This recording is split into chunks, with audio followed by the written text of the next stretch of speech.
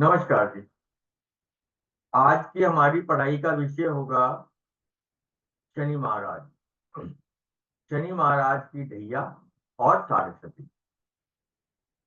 ऐसे ही समय बिताने के लिए मैं जस्ट रील्स को स्क्रॉल कर रहा था, तो मैंने एक दीदी की वीडियो देखी जिसमें उन्होंने बहुत ही अच्छे तरीके से हम सबको 1 मिनट के अंदर पूरा ये समझा दिया कि शनि की ढैया कैसे निकालते हैं, बड़े ही आसान तरीके से। तो मैंने उस पर काम भी किया है, आपको वो भी दिखाता हूँ। सबसे पहले तो मैं दीदी का धन्यवाद करूंगा कि उन्होंने YouTube में अपनी रील डाल के बहुत अच्छे तरीके से समझाया कि दहिया कैसे निकालते हैं। और यहाँ मैं ये भी बताना चाहूंगा कि मेरा उद्देश्य किसी की भावनाओं को ठेस पहुंचाना नहीं है।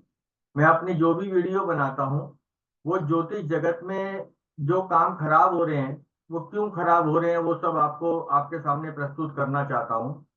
सही ज्योतिष बताना चाहता हूँ। तो चलिए पहले वो रील हम देख लेते हैं।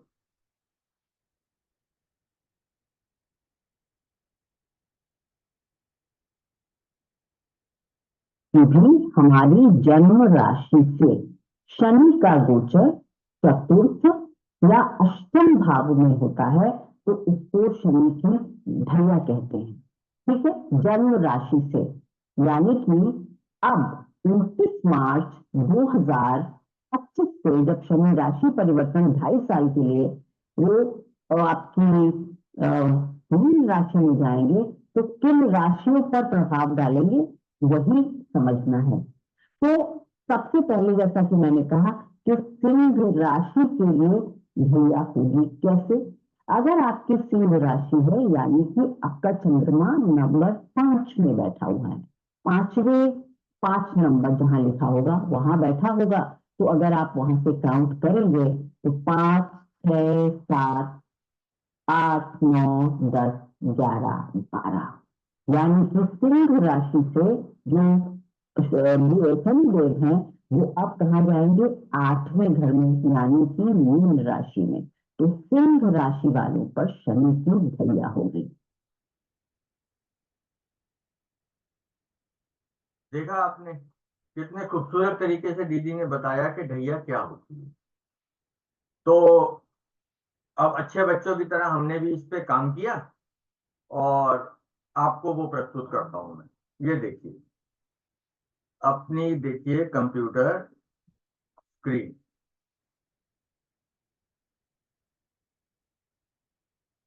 ये देखिए, अगर आपके जन्म के समय, थोड़ा सा रिकैप कर लेते हैं इस चीज को, इसमें आपको बहुत मजा आने वाला है।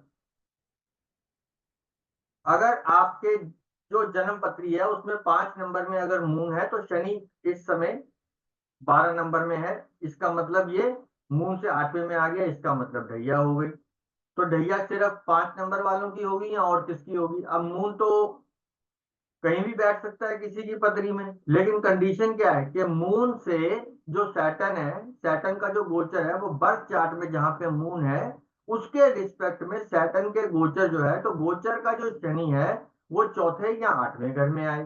तो पॉसिबिलिटी तो केवल दो ही बनती है और तो कोई बनती नहीं है।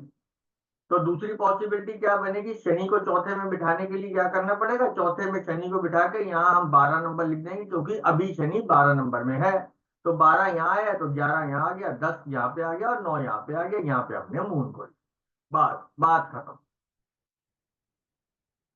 इस बात का ध्यान रखें कि ये जो है ये चंद्र कुंडली की बात हो रही है, क्योंकि जो शनि की ढैया और साढ़ देखी जाती है वो चंद्र कुंडली से देखी जाती है। तो ये तो हो गई आपकी ढैया की बात। अब ढैया की बात हो रही है तो चलो हम सरस्वती जी की बात कर लेते हैं। क्योंकि हमारा जो शनि है इस समय 12 नंबर राशि में चल रहा है। तो ये देखिए, मैंने 3 जन्मपत्री ऐसे ही बना दी। इसका मतलब ये है कि जिन जिन लोगों के बर्थ चार्ट में 1 नंबर में मून बैठा हुआ है, तो शनि यहाँ पे 12 नंबर में आया तो इनकी साढ़े शुरू हो गई है।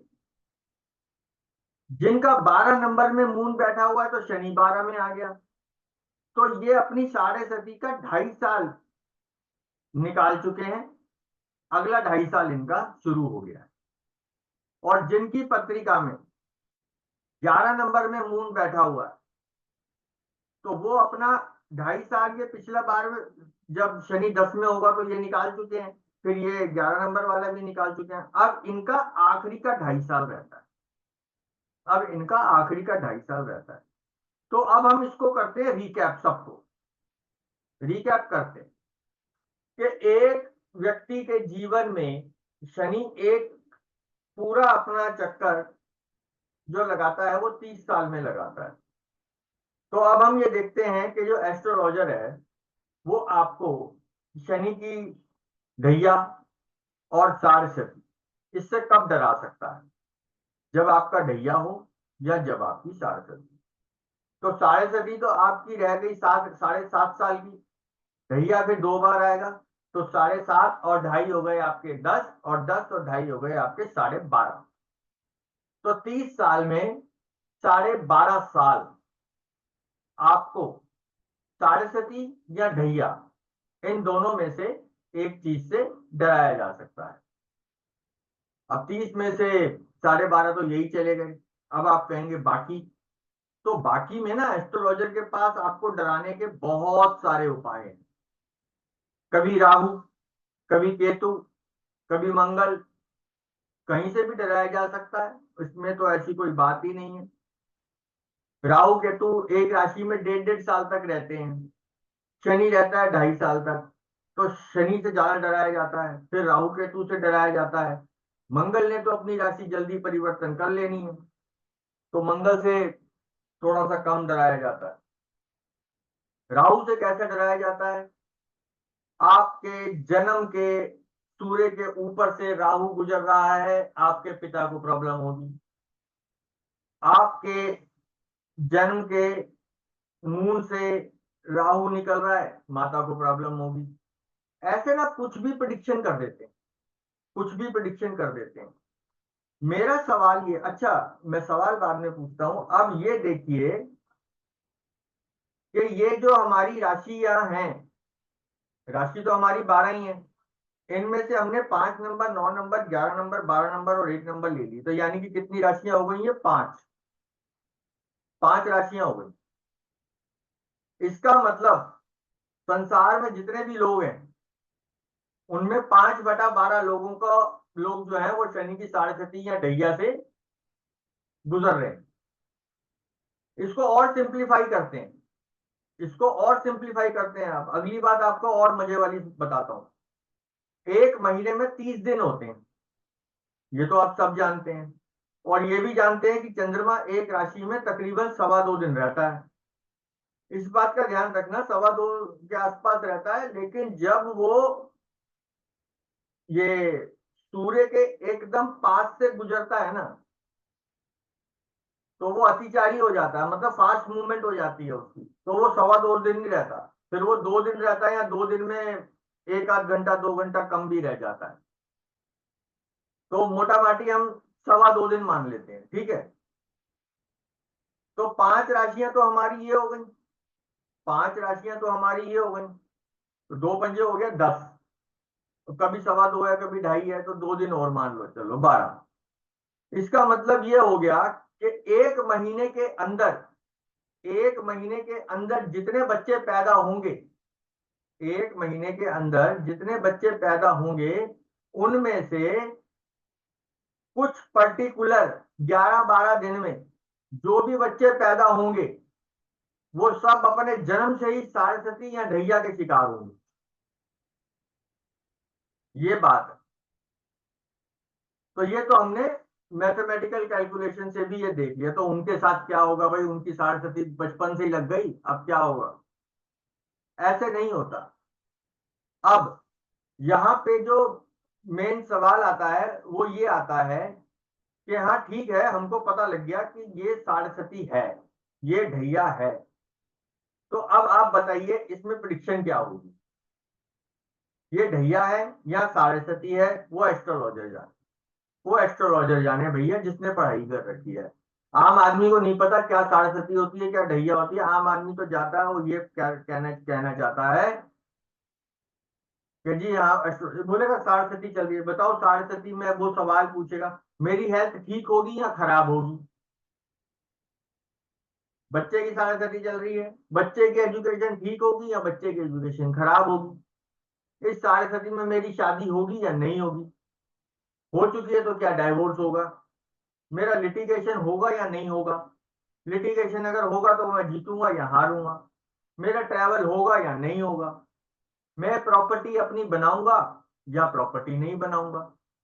यही सब तो सवाल होते हैं, और क्या इवेंट।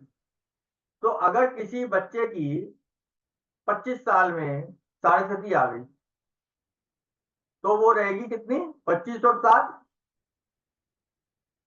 25, 32.5, 32.5 साल तक, 32.5 साल तक उसकी साढ़े सती रहेगी।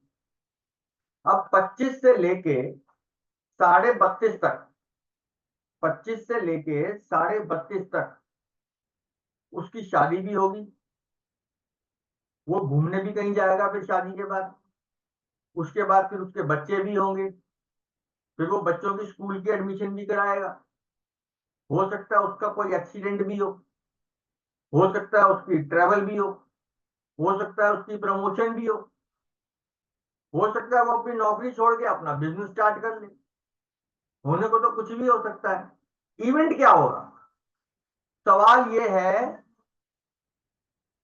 सवाल ये है कि इस साढ़े सती में इवेंट क्या होगा, इसका किसी के पास कोई जवाब नहीं, इसका किसी के पास कोई जवाब नहीं, वो सिर्फ डराने का उपाय है।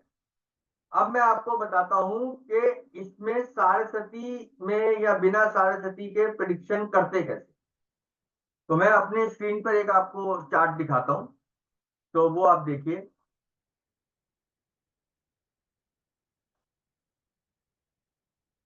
ये देखिए, ये आपके सामने एक चार्ट है, ये मैंने ऐसे ही रैंडमली बना लिया चार्ट, ये किसी पर्सन का नहीं है, ये मैंने ऐसी जो मन में आया डेट डालने को तो मैंने वही डेट डाल दी, ऐसी डाल दी। अब इसमें क्या होगा, इसमें ये होगा कि जब भी आपको किसी का बर्थ चार्ट देखना है तो आपने देखना है दशा कौन सी है, भुक्ति कौन सी है, अंतर कौन सा है। अगर ये चार्ट ये है, सपोज मैंने डेट वेट सब बदल दी, डेट वेट सब बदल दी, और सपोज करो इसकी साढ़े सती भी चल रही है, सपोज करो इसकी साढ़े सती भी चल रही है, वैसे नहीं चल रही लेकिन मान लिया कि चलो ठीक है इसकी साढ़े सती चल रही है, मान लिया, मानने में क्या है। तो अगर ये बंदा आता है कि इसकी साढ़े सती चल रही है, इसके साथ क्या होगा, तो हमको साढ़े सती का मतलब ही नहीं है, हमारे को साढ़े सती से मतलब ही नहीं है, हमने तो ये देखना है इसका मून के अंदर मरकरी के अंदर मरकरी चल रहा है, बस। मून के अंदर मरकरी के अंदर मरकरी चल रहा है तो हमने मून के नंबर देख लेने हैं, मरकरी के देख लेने हैं, फिर मरकरी के देख लेने हैं, बस काम खत्म। वहीं से हमने प्रिडिक्शन कर देनी है। शनि की प्रिडिक्शन आपने तब करनी है, शनि के प्लेनेट को आपने तब देखना है जब आप प्रिडिक्शन में ये देखेंगे कि उसकी दशा भुक्ति अंतर में शनि महाराज हैं या नहीं है। दूसरा आपको, ये तो एक एक पॉइंट है कि आपको शनि को देखना कहाँ है। नंबर वन, किसी की प्रिडिक्शन कर रहे हैं तो नंबर वन आप देखेंगे कि उसकी डीबीए में सैटर्न है या नहीं है, दैट्स इट, और कहीं नहीं देखना। दूसरी चीज कहाँ देखनी है, दूसरी चीज यहां देखनी है कि डीबीए सपोज करो कोई भी चल रहा है और बर्थ चार्ट के हिसाब से सैटर्न उस पर देख रहा है, सैटर्न उसको देख रहा है, जैसे इसमें चांस की बात है कि सैटर्न इसमें मून को देख रहा है और मून की दशा चल रही है, मून को देख रहा है और मून की दशा चल रही है। तो अगर ये बंदा ये पूछता है कि मैं इस दिशा में प्रॉपर्टी ले सकूंगा या नहीं ले सकूंगा, तो अब हम उस हिसाब से देखेंगे कि हाँ भाई सैटर्न उसको एक्सपेक्ट कर रहा है कि नहीं कर रहा है, क्योंकि सैटर्न और मार्स कारक है ना। तो हम देख लेंगे, तो हम देख लेंगे सैटर्न की एस्पेक्ट को या सैटर्न के कंजंक्शन को, बस। सैटर्न की एस्पेक्ट और कंजंक्शन तब देख लेंगे। इसके अलावा अगर कोई कहेगा कि हाँ भाई हेल्थ की प्रॉब्लम चल रही है, ये है वो है, तो भी हम सैटर्न को थोड़ा सा ले लेंगे, तो डिजीज वगैरह सैटर्न अपने टाइम में कई बार दे जाता है। तो अब इसी चीज को मैं रिकैप करता हूँ। शनि महाराज को हमने कब देखना है? एक तो डीबीए में देखना है, नंबर 1। उसके बाद अगर प्रॉपर्टी का इवेंट आएगा तो अगर डीबीए में नहीं भी है तो भी देख लो कि वो जो डीबीए के इवेंट है उनको एक्सपेक्ट कर रहा है कि नहीं कर रहा। और सेम सिचुएशन हेल्थ में।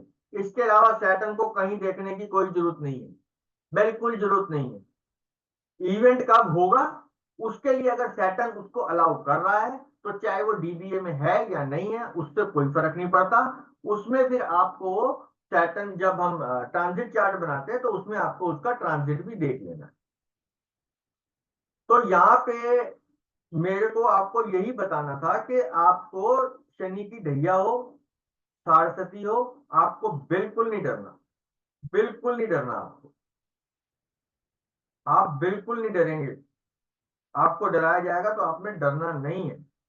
आपको शनि से, राहु से, केतु से, मंगल से, किसी से डरने की कोई जरूरत नहीं है। आप खुद देखिए ना, चौथी पांचवी के बच्चे की कोई भी किताब उठा के देख लीजिएगा, उसमें वो ऐसे बना रखा है कि ये सन है, सन के सबसे पास में बुध है, फिर शुक्र है, फिर पृथ्वी है, फिर मंगल है, फिर बृहस्पति है, फिर शनि है। ये सब अपनी कक्षाओं में ऐसे ऐसे ऐसे ऐसे घूमते हैं। वो तो अपनी जगह पे घूमते जा रहे हैं, घूमते जा रहे हैं, घूमते जा रहे हैं। उनको क्या मतलब, है ना? ज्योतिष में हर एक प्लेनेट के कारक तत्व हैं। वो अपने कारक तत्व जो है वो 100% आदमियों के लिए लागू होते हैं। जैसे वीनस का काम है शादी कराना, मंगल शनि का काम है प्रॉपर्टी दिलाना, राहु का काम है अचानक डकैती करा देना। इस हिसाब से तो ये जो कारक तत्व हैं ये 100% लोगों पे काम करते हैं। उसके अलावा आपकी जिंदगी में शनि क्या करने आया है और मेरी जिंदगी में शनि क्या करने आया है, वो बिल्कुल अलग है। वो बिल्कुल अलग है। तो आपको डरना नहीं है, आपको डरना नहीं है। आपको बिल्कुल नहीं डरना और आपको सावधान रहना है, इन सब बातों में नहीं आना। आशा करता हूं आपको जानकारी पसंद आई होगी। आपका दिन शुभ हो। बने रहने के लिए धन्यवाद।